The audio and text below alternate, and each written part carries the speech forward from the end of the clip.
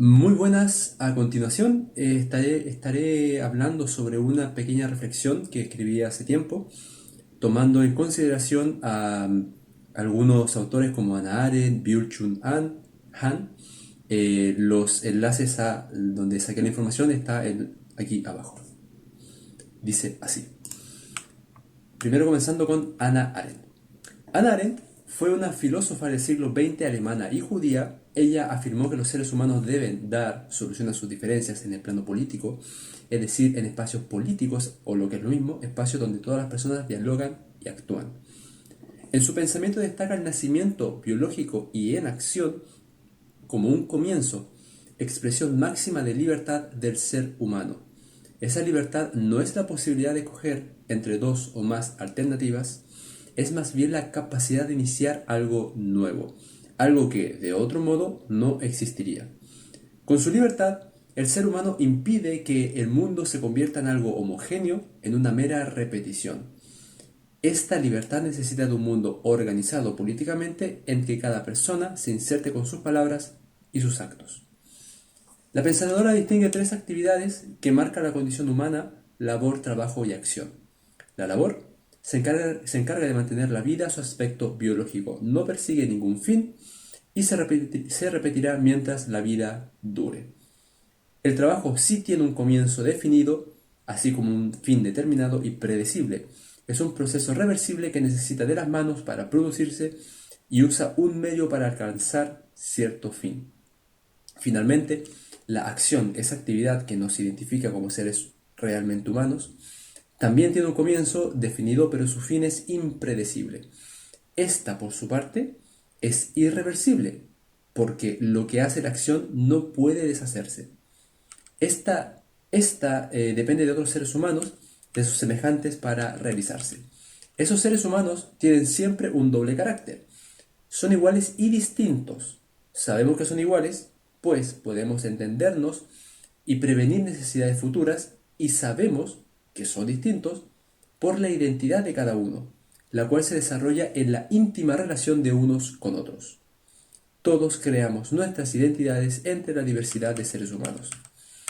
Esta identidad permite que todo ser humano se distinga de los que existen, existieron o existirán, y los hace al mismo tiempo dependientes del discurso y los actos para entenderse. Con la dependencia del discurso y el acto, los seres humanos toman la iniciativa para manifestar su libertad. Las palabras y los actos son como un segundo nacimiento en el mundo. El primer nacimiento, el biológico, nos incorpora al mundo como algo nuevo, lo que es a su vez un milagro porque es improbable e impredecible. Sabemos dónde comienza nuestra acción, palabras y actos, pero no sabemos dónde terminarán. No podemos detener, predecir o controlar las consecuencias. Una vez que comienzan, quedan atrapadas en una red de asuntos humanos. El ser humano es capaz, con su acción e identidad, de lo improbable y lo inesperado, siempre junto a otros. Estos regalos nos fueron otorgados desde nuestros nacimientos. Las personas se presentan a unas a otras con sus discursos y sus actos, entramando relaciones, conviviendo con otros. Esa trama y convivencia está teñida de conflictos e intenciones que ponen en juego las libertades de las personas. Y aquí la importancia de las palabras y los actos. Para hacerlo hay que pensar y juzgar la situación en particular. Somos seres pensantes, siempre lo hemos sido, usamos esa facultad para ir más allá de los límites del saber y ejercer una capacidad para algo más que hacer y conocer. El pensamiento no solo ha creado saber organizado, ciencias exactas, naturales, humanas, etc., también considera la búsqueda de sentido y significado. Se entenderá aquí el pensamiento no como una búsqueda de verdades de la investigación científica, las cuales se evidencian con los sentidos que buscan que algo exista o no. Se tratará al pensamiento como el otorgar sentido. Sin importar que algo exista o no, importa más bien qué significa su existencia. Se da por hecho que algo existe. Con eso se busca comprensión, reconciliarnos con la realidad, el intento de sentirnos en armonía con el mundo. La comprensión no tiene un fin, no produce un resultado definitivo, es más bien un modo de vivir desde el cual cada persona puede, con ello, reconciliarse con el mundo donde ha nacido, donde será siempre un extranjero. porque eres único en un mundo donde nadie es como tú y nunca nadie lo fue y nunca nadie lo será. La comprensión que permite reconciliarnos con lo que hacemos y padecemos no significa aceptar todo ni perdonar todo. Tampoco exige comprender o reconciliarte para actuar. En definitiva, el punto de la comprensión es otorgarle un sentido al conocimiento. Y ahora el juicio. Quien juzga es un espectador en una posición privilegiada que comprende el sentido del juego y no participa en él. Por su parte, el actor, mientras actúa, no puede tener tal visión porque desempeña un papel dentro del juego.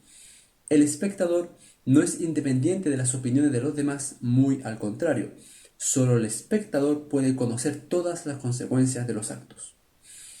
Enjuiciar y pensar no es un dialogar uno con sí mismo, es más bien un diálogo anticipado con otros, con los que se sabe que en algún momento se llegará a estar de acuerdo. Potencialmente sucederá, por eso es válido pensar y enjuiciar.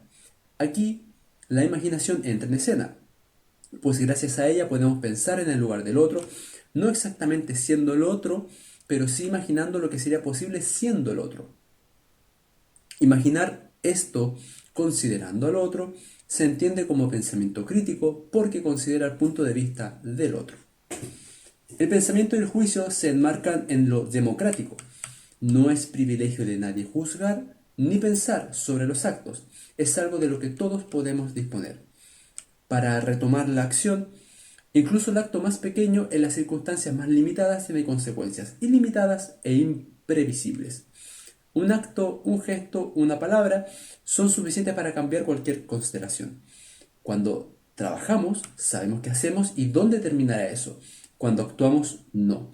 Nunca lo podemos saber. Al ser toda acción irreversible, existen solo dos formas de contrarrestarla: la promesa y el perdón. El perdón se relaciona con el pasado, permite deshacer lo hecho, junto a la promesa permite brindar partículas de seguridad que permitan seguir adelante. Por esto resulta importante los otros cuando hablamos de acción, por el diálogo y actos que podemos mantener con ellos. Con la tecnología masificada hoy en día y el uso de redes sociales, no debemos confundir un verdadero diálogo, pues las redes sociales intentan sustituir a las comunidades. Mientras uno pertenece a la comunidad, la red nos pertenece a nosotros. Podemos agregar personas, borrarlas, bloquearlas, comenzar o terminar conversaciones cuando nosotros queramos. Aquí toda habilidad social da igual. Y son estas habilidades ausentes en la red las que necesitan de desarrollo en lo cotidiano, del contacto humano directo en espacios compartidos, públicos o privados, donde se dialogue y negocie, calles, ciertos espacios de trabajo, entre otros. El diálogo real, dice Zygmunt Bauman, es entablar relación con personas que no piensan como tú. Es justamente en esta sociedad de hoy donde necesitamos del diálogo. Esta sociedad que ha sido perfilada por el filósofo Byung-Chul Han. Él dice que vivimos en una sociedad del rendimiento, que exige de sus habitantes siempre dar más. Puede ser mejor, es su lema, pero entre líneas esto es: te exijo que mejores. Antes la sociedad mandaba: tú puedes porque debes. El acento lo tenía el deber. Eso estaba por sobre cualquier otra cosa. Hoy las cosas son al revés. Tú debes porque puedes. Si el énfasis lo tiene el puedes, entonces algo que se pueda hacer, tú debes hacerlo. Así vemos que ante todo avance tecnológico y nuevas tendencias en términos productivos, relacionales, de entretención, etc., se le exige al sujeto estar a la altura. En este sentido, el capitalismo que nos rodea usa la emoción, el psiquismo y la información como materia prima. Con eso es lo que explota a las personas. Hubo un tiempo que se luchó por limitar las horas de trabajo y dividirlas claramente de las horas de ocio. Hoy esa división es cada vez más difusa, pues cuando terminamos nuestra jornada laboral, ingresamos a ciertos dispositivos, el celular por ejemplo, a seguir produciendo, aunque no esté relacionado con el trabajo, puesto que estamos dando datos a muchas empresas que luego comercian con nuestra privacidad. ¿Cómo se sostiene esto? Con autoayuda, neurociencias y drogas legales. Los libros de autoayuda, como sea un líder en 10 pasos o menos, incitan a la lógica de la eficiencia. Las neurociencias hacen experimentos para aumentar la eficiencia de las personas y las nuevas drogas que se fabrican en esta sociedad se enfocan a lo mismo.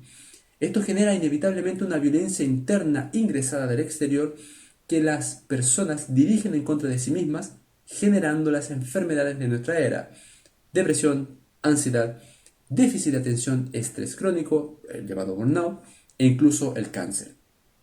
Estas enfermedades son la otra cara del rendimiento, son las personas que no pudieron estar a la altura de exigencias que no son propias, con objetivos ajenos, que pensaron que solo bajo una exigencia descomunal podrían escalar en jerarquías laborales, sociales, etc. Muchas son las personas que sufren de estas enfermedades. Y sobre estas enfermedades, Nietzsche tiene algo que decir. Hay ciertas personas que intentan mejorar a la humanidad y en nombre de mejorarlas se han cometido grandes atrocidades en contra de la vida, en contra de los instintos, pues su mejorar es debilitar. El cristianismo, por ejemplo, hizo que las personas se considerasen a sí mismas pecadoras, que tuvieran ideas terribles dentro de sí, incluso que se despreciaran a sí mismos. Lograron enfermar a muchos hiriéndolos. Lo mismo hizo la moral hindú. Por eso hay que estar atentos a los medios que se utilizan para alcanzar algún fin noble, como es mejorar. Y las preguntas pueden ayudar a esto. ¿Cuáles son los medios que se proponen para mejorar? ¿Esos medios te debilitan o te fortalecen? Si sabes que te debilitan y se te dice es por tu bien, ¿estás dispuesto a debilitarte voluntariamente para llegar a ese fin? Hoy en día se supone que vivimos tiempos seculares. Esto significa que no es lo religioso el centro de nuestras vidas, no es Dios quien da sentido. Fue el mismo Nietzsche quien identificó que Dios había muerto. No obstante, el filósofo puntualizó que al morir Dios no se elimina el sentido que otorga, más bien se disemina todo lo que contenía. Ahora existen pequeños dioses repartidos con distintas cuotas de poder. Se llaman amistad, amor, lealtad, justicia, entre otros valores.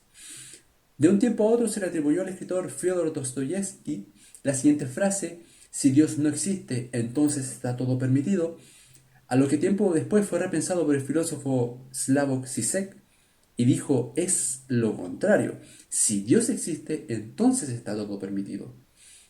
Esto quiere decir que en nombre de Dios, en nombre de la justicia, de la lealtad, del amor, etc., podemos justificar actos que de otra manera serían injustificables. Tratemos de hacer la pregunta correcta. ¿Qué estamos dispuestos, por ejemplo, a hacer por amor? ¿Qué cosas ya hemos hecho por amor? ¿Qué cosas permitimos que sucedan por amor? En estas preguntas podemos reemplazar la palabra amor por justicia, lealtad, trabajo, familia, entre otros. Dicho de otra forma, ¿conocemos cuál es nuestro Dios? ¿Conocemos su nombre? ¿Sabemos en nombre de qué estamos dispuestos a hacer sacrificios, a permitir que las cosas sucedan o a ser un agente activo para que las cosas pasen? ¿Cuál es nuestro Dios? Si bien, bueno, y aquí salto a otro tema, Tony Wagner, un reconocido educador a nivel mundial, fue entrevistado por Steve Wozniak, cofundador de Apple, quien realizó la siguiente pregunta a su entrevistado: ¿qué habilidades serán las más importantes que deban aprender nuestros hijos en el futuro? La respuesta fue: las habilidades necesarias para trabajar, aprender y ser ciudadano del siglo XXI se han unificado. Son las mismas habilidades. Un estudiante debe aprender a pensar de manera crítica. Hoy en día, saber hacer buenas preguntas es mucho más importante que reconocer respuestas fáciles. La segunda habilidad necesaria es la capacidad de colaborar. Cada vez más, todo trabajo se realiza de forma colaborativa. La tercera es tener buenas habilidades comunicativas, tanto orales como escritas, y también para escuchar.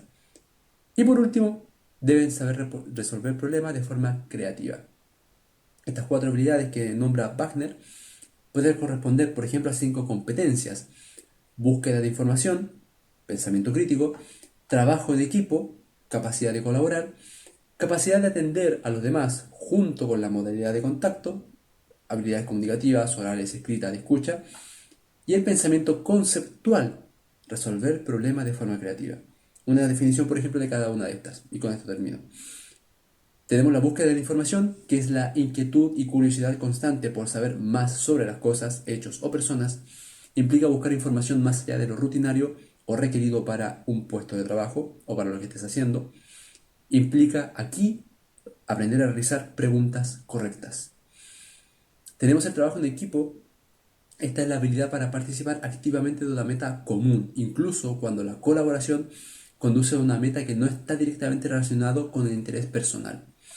Supone facilidad para la relación interpersonal y capacidad para comprender la repercusión de las propias acciones en el éxito de las acciones del equipo. Tenemos también la capacidad de entender a los demás, capacidad de escuchar adecuadamente, comprender y responder a pensamientos, sentimientos o intereses de los demás, aunque no los haya expresado o los haya dicho solo parcialmente. Tenemos la modalidad de contacto, una capacidad para demostrar una sólida y clara habilidad de comunicación, alienta a otros a compartir información, habla por todos y valora las contribuciones de los demás.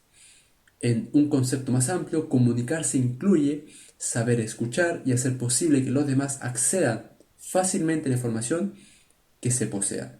Considera también el tipo de vínculo, nivel de vocabulario, lenguaje verbal y no verbal, persuasión, comunicación oral e impacto.